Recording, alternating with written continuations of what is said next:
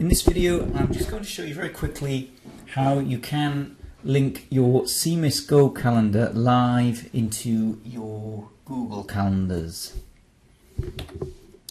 Okay, let's go back into CMISgo. There is a video before this, which I'm sure you'll see, giving you some of the more basic features of CMISgo. Okay, first thing, slightly annoyingly, when you look at the help in CMISgo, it talks about many ways of getting this calendar into other devices, but it doesn't actually mention Google Calendars. You'd think it would, but you can do it. They really need to update that. Anyway, back into CMISgo. Here's your calendar. Now, the other thing with CMISgo is all you're able to do is link your own events to a Google Calendar. So I'm afraid you can't, for example, add a program to a Google Calendar. It simply doesn't offer that. It needs to, but at the minute it doesn't. What it will do at the moment, if I just switch those other calendars off, it will show everything that you are named in, which normally means everything that you're giving the lecture, for example. You can add that to your Google Calendar. Okay, here's what you do, and it's not very obvious, I have to say. Go up to Administration at the top right, click on My Mobile, and what you need to do is you need a link, which is basically a web address for your calendar. Now, I think the first time you do this, and I'm afraid I can't verify this because I did it a long time ago, it might not quite look exactly like this, and I think you get a button that says Generate a Address, and you click on that, and then it takes you to this page. So apologies that I can't demonstrate that, but I don't think I can undo that now. So you want to highlight all of this URL, or the web address, in other words, of your calendar, and then depending on if you're on an Apple or a PC, Apple C, Control C, right click, copy that address. You're going to need that in a minute. It's basically it's the same procedure if you want to add this to Outlook or to an Apple calendar or anything on your iPhone. It's all the same kind of principle. But now that you've got that, close that down. Okay, so back into Google Calendars here, and what we're going to do is go down to the Other Calendars box here and click on the little drop down, Add by URL.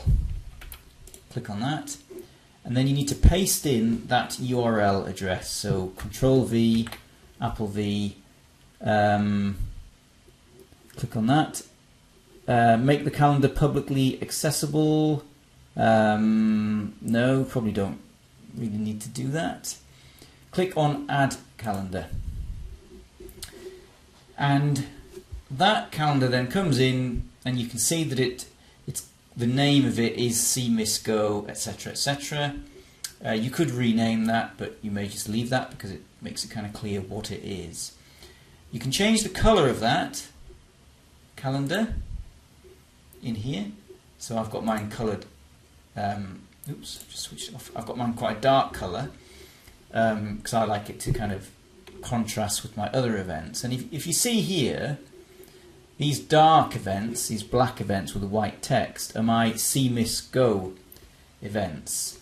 And if I just zoom in on this Friday, have a look there, what you can see is the red is my personal calendar, and I happen to already have those module events in my own personal calendar. And the black is the CMISgo calendar, showing that I've got a 2-hour booking for that event. It also will show me the location. If I just expand that, a little bit more information about the booking of that in CMISgo.